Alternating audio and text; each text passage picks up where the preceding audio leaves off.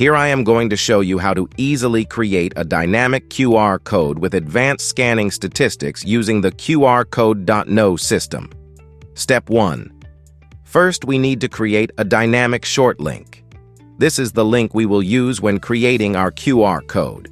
Now, click Dynamic Short Links, followed by clicking the Dynamic Shortened URL button. The long URL is the destination URL, where you want people to end up when they scan your QR code. Short URL is your dynamic tracking URL and redirect URL.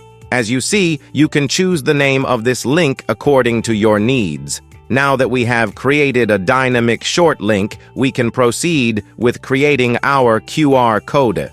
Step 2. Creating the QR code can be done directly from the QR code's menu button, or even easier, by doing it this way.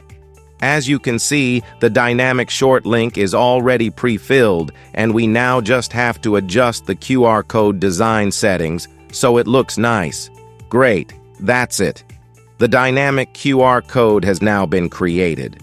Behind the scenes, I did a scan of the QR code, and you can now see the stats for this scan. So those are the steps to create fully dynamic links combined with QR code. Doing it this way, you can later change the destination URL if needed without having to change or update the QR code.